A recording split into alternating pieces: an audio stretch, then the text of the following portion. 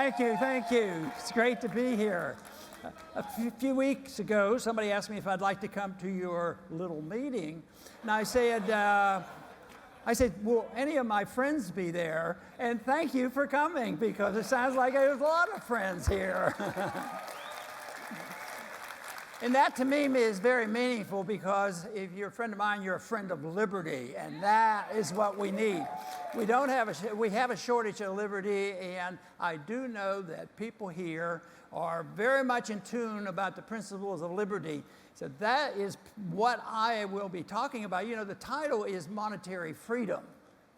Everybody wants monetary freedom, I would hope, but you know, I want to clarify that title, because some people want free money, and that's different. And there's a lot of free money circulating out there these days, and it's all fake, and it's all political corruption that goes in, and the free money means they either print it or steal it, and it doesn't work. It makes the country poorer no matter how many people get richer in the meantime. And they have to use a system called the Federal Reserve System for distribution. And you do know that if you know anything about me, and I've been in politics for a couple years, that I have a solution. You know, one of my solutions for foreign policy was, you know, when we were in places we shouldn't be in, they said, well, how can we do it? What should we do? I said, we just marched in, let's just march out. And that's the way we should do with the Federal Reserve, too. We don't need the Federal Reserve. It's built with corruption. So what we need to do is repeal it, get rid of the Federal Reserve. And I thought, well, that's never going to happen. The Congress would never pass the bill. But I tell you what, there's encouragement out there for monetary freedom, is that the Federal Reserve is running out of philosophic steam. They don't have any idea what they're doing. And that's leading to this chaos. And believe me, there's a lot of chaos out there that we have to deal with. The whole thing is there's a lot of people who are despondent, and a lot of people, you know, are euphoric, and they say, I know I'm going to be a millionaire soon, and there's a little bit of discussion going on. But the monetary freedom, though, is an issue that is very, very necessary. We have to have options. There was a bill that I introduced many times in Congress, and the bill was competition in currencies, no legal tender laws. And if you don't like, or the monetary system isn't working and you don't like the dollar, you ought to have the absolute right to use whatever you want for money.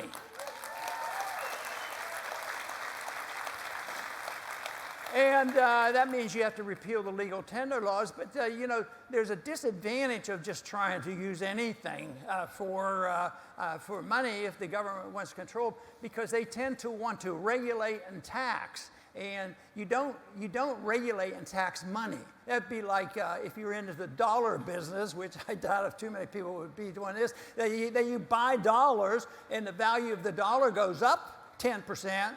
That's a capital gains tax, and they put a tax on it.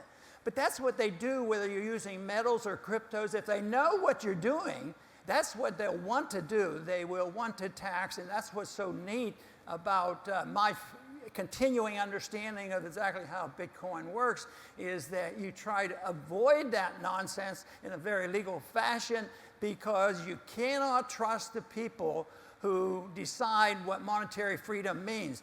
The people who should make the decisions are you. Individuals should make the decision on what you want to do.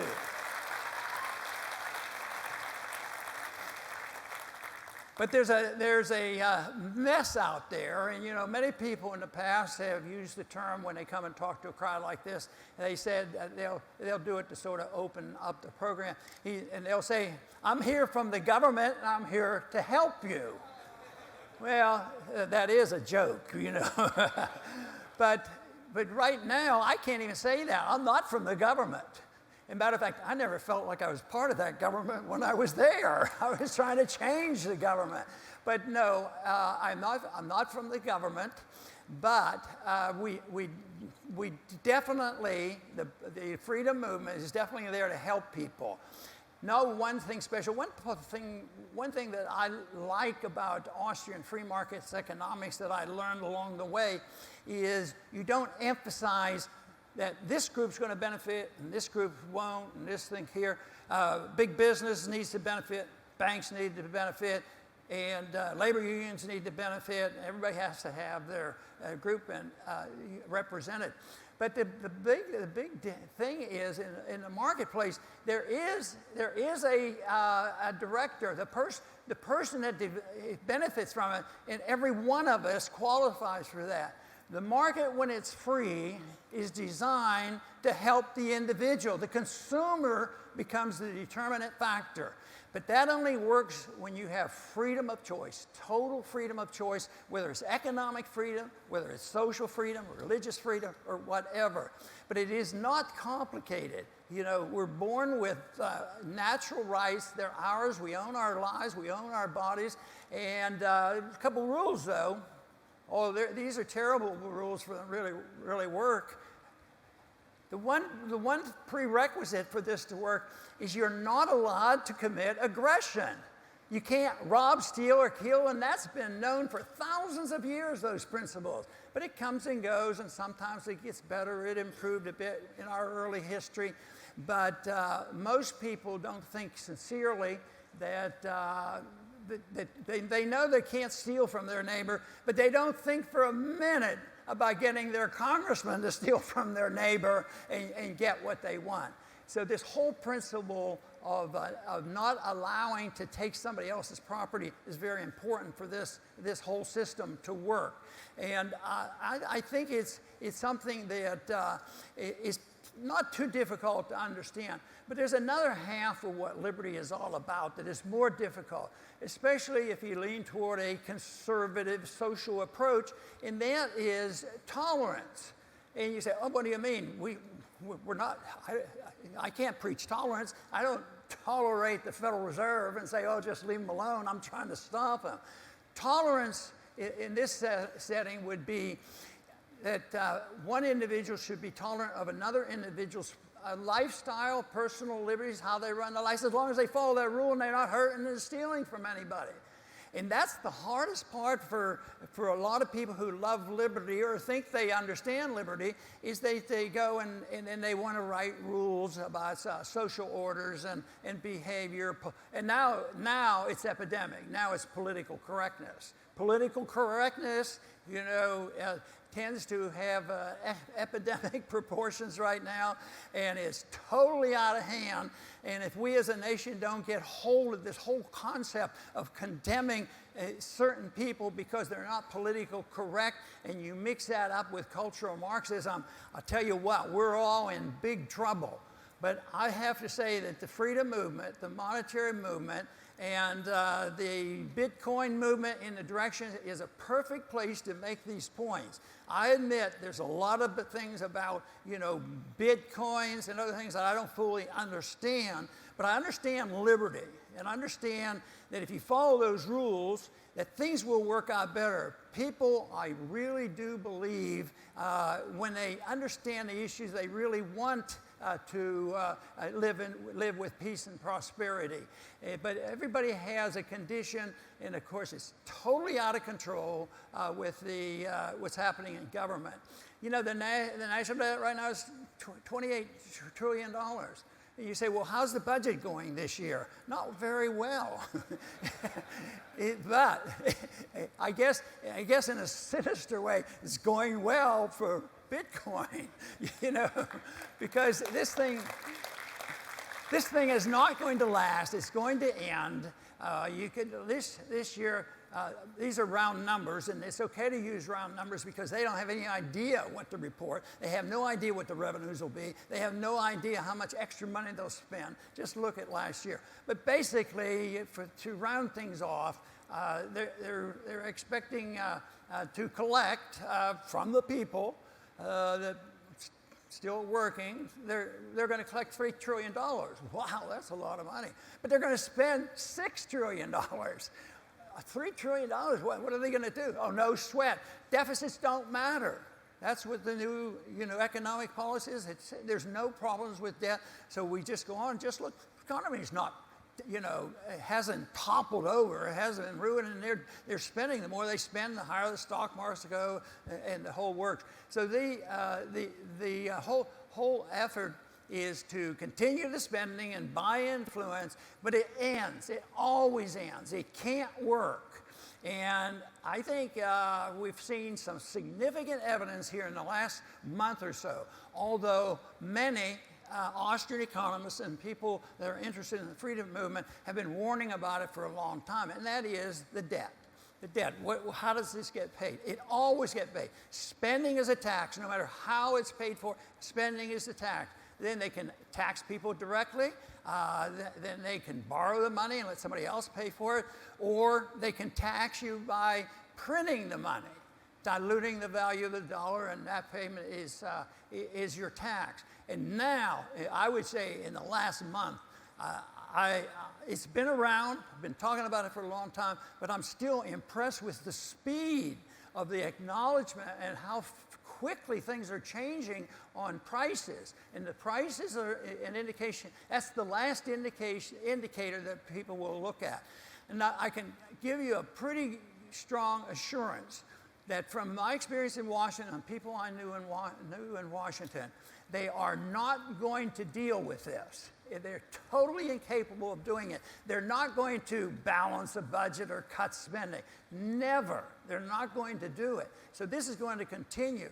And then you throw in, the pandemic, that thing that they created for entertainment purposes.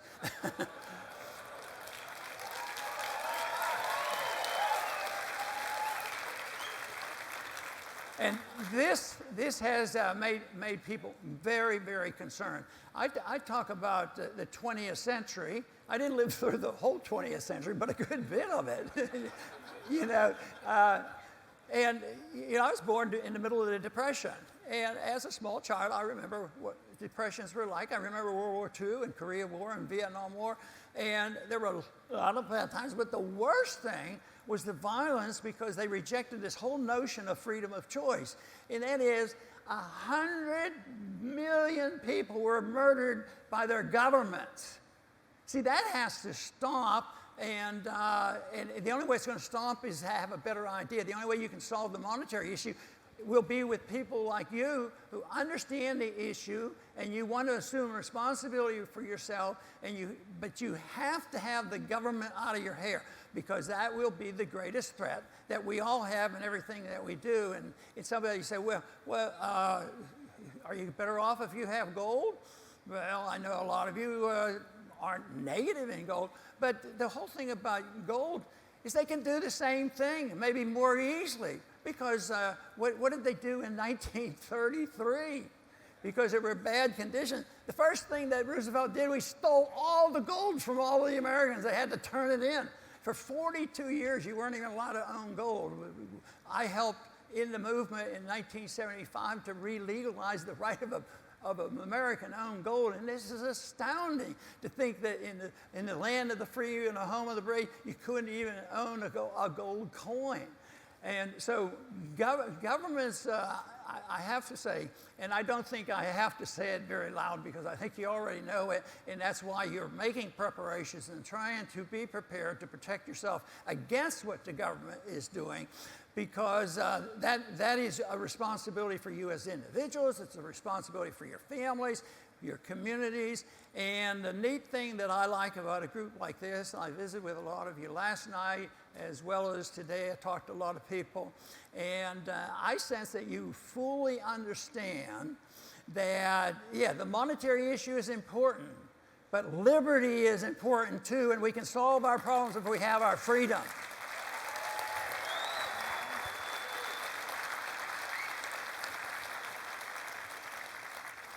But I do believe that the Congress is not going to come around and make sense. There's too many special interests.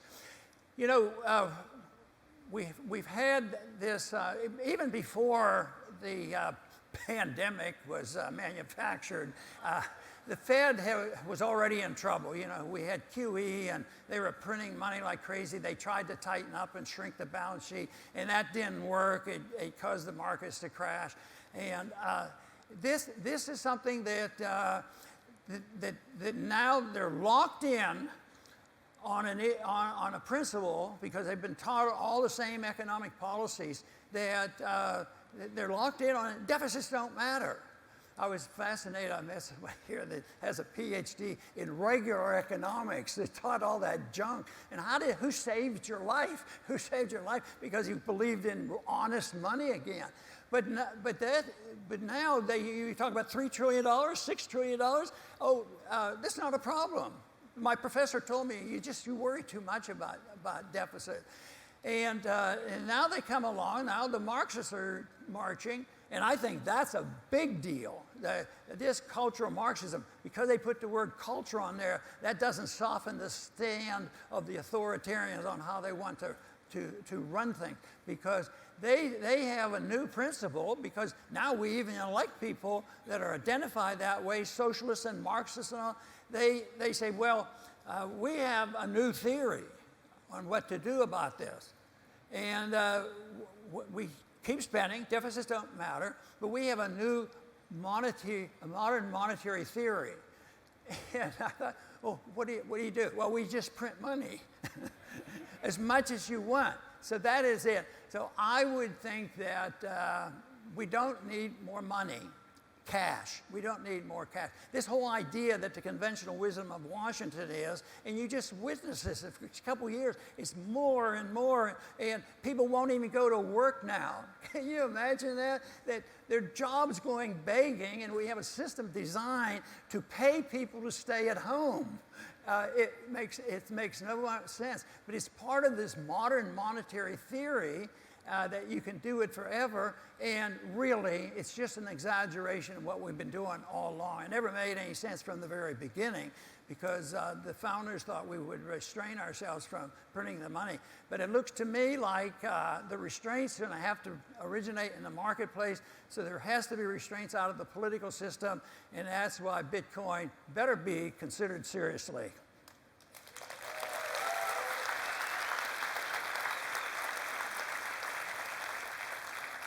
The problems with the system that we have today is that it negates the principles of liberty.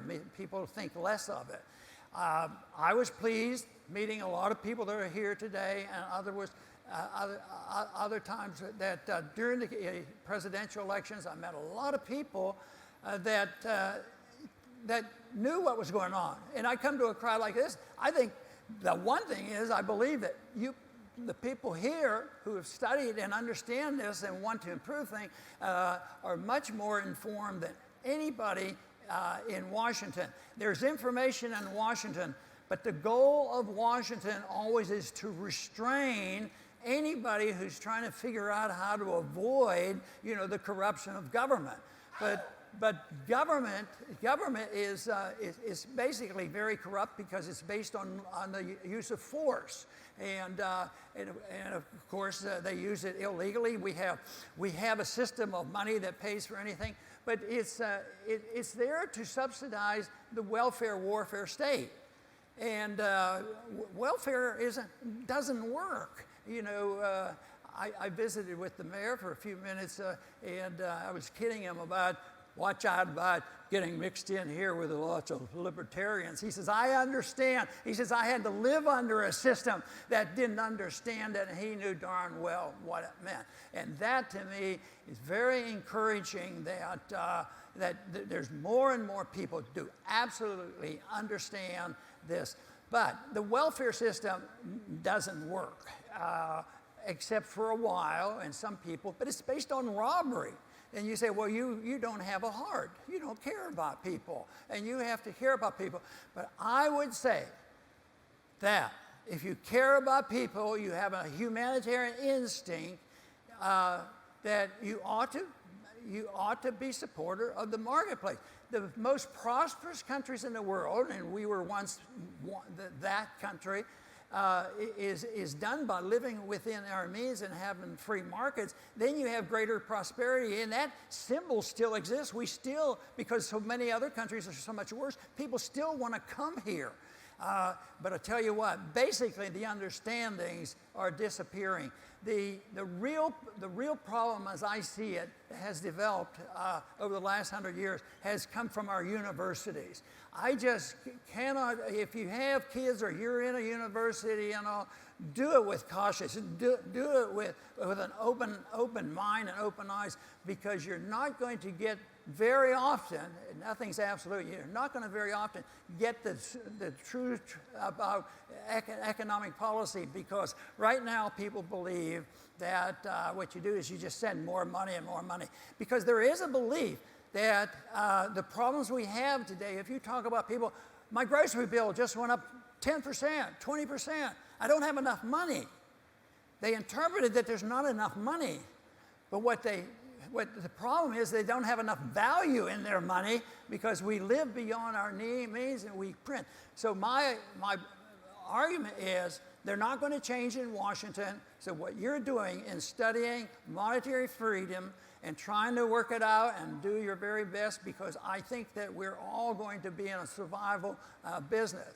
I think one of the most important things, though, if things gets bad, and it's bad already, I never thought I'd see the day when I read about the great cities in this country, including in the mess even in Texas, they're coming up with street people living on the street, that it would get that bad. But it is that way, and the people are getting pretty upset, and rightfully so. But the answer has to be found not in government.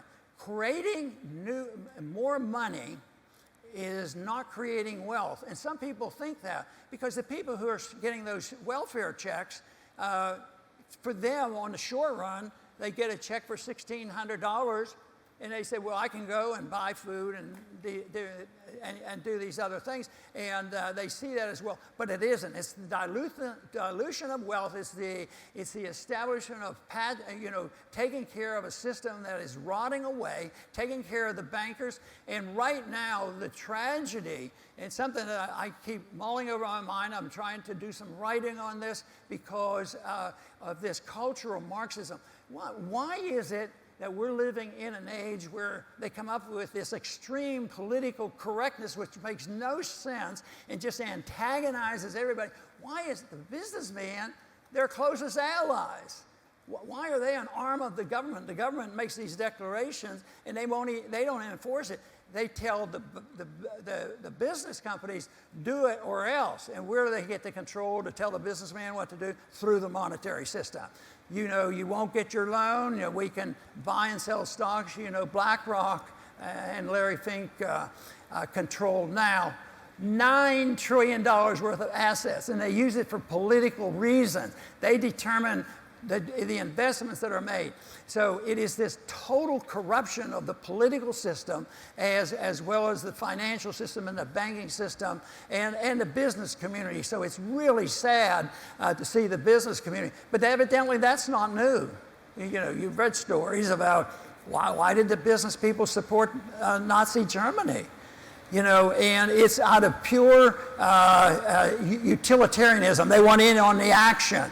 But some of them actually believe some of that stuff too, and that's what goes on with BlackRock. Some of them actually believe that this is the transition, and it comes from the original, mandate of Marxism. And Marxism is very, very clear, and it continues right now because you're witnessing every single day because of all the stupidities going on. And their principle is we want a communist, Marxist takeover of the country. We need to rebuild it. We have to have a revolution, and the process of education, that's too slow. The only way they can get their utopia that they want, and they firmly believe this, and it goes all the way back to Marx, is you got to get rid of society. Everything good and decent in society, whether it's your churches, your schools, or anything, that you have to destroy it. And that's what they're out for. That is why We have to think about survival. To me, it's a philosophic issue, but there's some practical things too, such as understanding the monetary issue. But it's also, for me, one of the reasons why I like to come to groups like this, because there's so many like-minded people, is know where your friends are. You know, if you do have to survive, you know, you might pick a group that would be coming to an event like this to look forward and make your plan. You've got to know, you know, your family, your friends, your neighbors, because we'll get to that point because the system will quit working. And somebody said, well, what's that like? What would it be like? I said, well, maybe it quit working for 30% of the people in San Francisco. Maybe it'll be something like that, and it could be. But it doesn't have to be, because I think the answer to all this comes in the principled cause of liberty, personal liberty. Where does the liberty come from? It comes to us in a natural, God-given way, and we have a right to our lives, and we should have an absolute right to the fruits of our labor, and we should not be told how we should live our lives.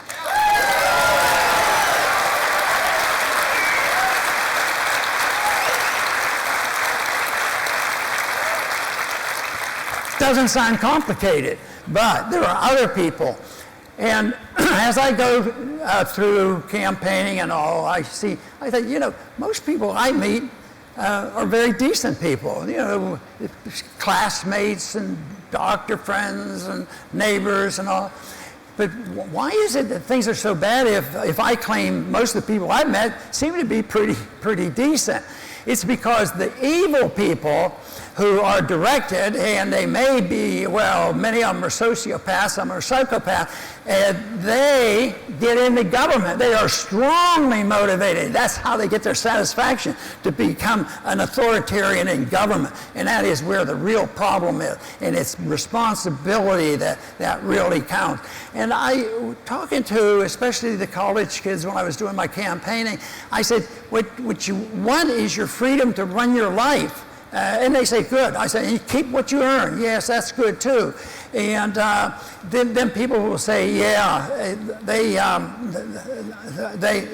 but they will also want, you know, student loans and different things. Basically, that didn't turn up as a big issue. But it is an issue. People tend to think that they have to have the government. But one thing that a lot of young people would respond, I said, look, get your freedom. That's what you want. It's your life. You run your life. You do what you want. And if you don't hurt other people, you can go to whatever church you want. Your social habits, the whole works, all up to you. Just don't hurt anybody. And the one requirement is you have to be a bit tolerant of somebody else who has a different lifestyle. And that makes a difference. But if you, and my mention then is, if you do that, if you get your liberties, it's not going to be all just, you have to work. And that means you have to cancel out this whole idea that governments can write checks. But that's going to end. That's why people will have to do it.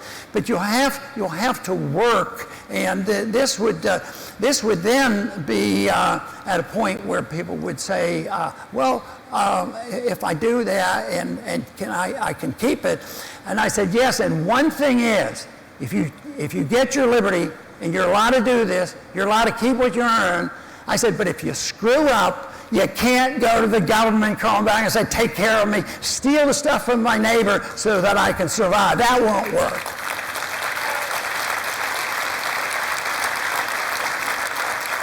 And that's really a big issue.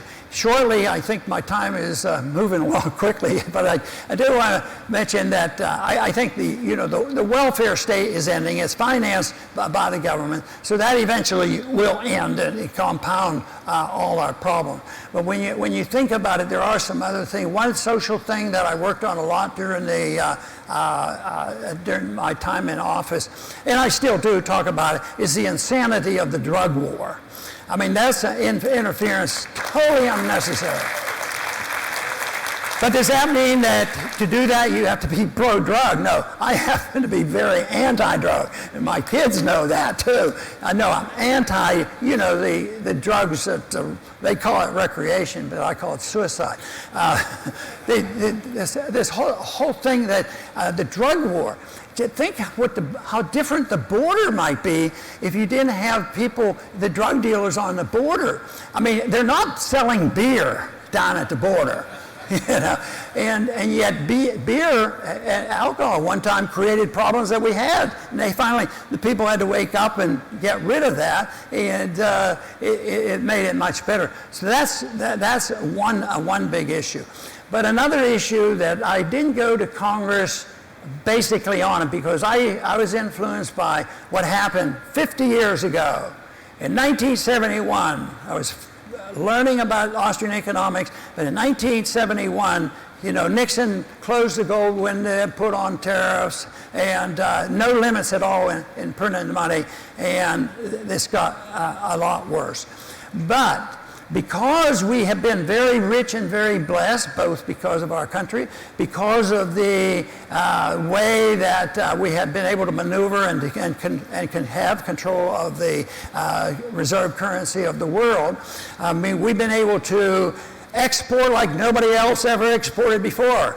Federal Reserve notes. That's what we export. And then, of course, because of the trust in America and the dependence on our ability to create money out of thin air and then do what we want around the world, put on sanctions, and unfortunately participate in all the senseless wars, I would think the American people should rise up. 20 years is long enough to have troops in Afghanistan. We ought to just come home.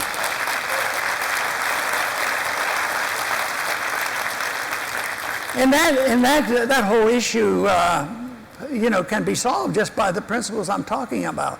Because one time I got into a little trouble insisting that we shouldn't be doing this to this country because we wouldn't like it if they did it to us. But they didn't like that. And that's about the only principle you have to follow, and it's sort of an old-fashioned principle that you wouldn't want. If you don't want people to do it to you, you shouldn't be doing it to them. And we should do this in a country. Or that means you would let China do ABC?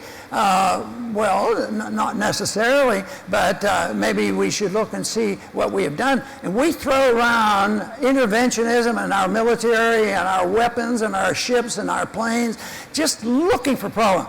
But it's not an accident. It has to do with this unlimited supply of Federal Reserve notes that they reward you for. The military-industrial complex. I mean, that is one of the biggest lobbyists out there, and even today they're talking about, well, we need more nukes. We don't need more nukes. What we need is more sense, in Washington. That's what we need. But I do want to thank you for my invitation here to visit with so many people that have been involved in some of my activities. And I leave with a bit of optimism because I think the problems are going to get worse. The answers are not complicated. Freedom is not a complicated issue. What is complicated is all this mess that we created, and the good news is it's all going to end. The big challenge is who's going to pick up the pieces? Who's going to pick up the pieces? Are we going to move toward more authoritarianism and the absence of monetary freedom where you can have the freedom to help devise it? Money generally comes from the people. They develop it. Governments generally don't develop it, but when the money comes from the people, whether it's metals or whatever, then the government comes in. And believe me, that attitude is still alive and well with the people who are willing to do anything to get into political office and want to run your life. So it is not difficult for me to understand and encourage you that a free society is conceivable. It's not complex. I am so happy when I come to a crowd like this and I meet people that I didn't know, and all they say, well, in that one campaign you said this, and this is what I've been doing. And you have no idea that you have your issue, you have the issue, you have the monetary issue, you have a proposal, and but all I would ask is try to present this in the context of liberty, in the context of freedom. Yes, it's great. People used to, sometimes they'd introduce me and they say, oh, you're the guy that wants to legalize marijuana. And I do. But I've never seen the stuff and I never smoked the stuff and I'm not anxious to do it. But what I do is, no, I'm not for, I don't have a proposal to legalize marijuana. I have a proposal to legalize liberty and let you do whatever you want. So I will continue with that adventure. I have decided not to run for election next year. But I want to thank all of you who have been supportive over the years. And the other thing that I challenge you, and it looks like you don't need this advice, is when you get together with like-minded people and you generally agree with a lot of what I said, and the government has messed this up, and should be another monetary option, that when you get together or when you aren't together, that you should have a little fun doing it. Because we don't know exactly what will come tomorrow. We don't know what the consequence will be. But it is a lot better, associating. And I think that's why these conferences are so successful, not only in the sharing the ideas and the finances and all that's important, but it should be enjoyable. And if you look at it, that the solution is available. Now that a Marxist can't handle that because their whole life is designed to destroy every remnant of the Western civilization, and then they will rebuild it. Well, it's going to be destroyed, but let's all of us participate in the rebuilding of it with the principles of liberty. Thank you very much.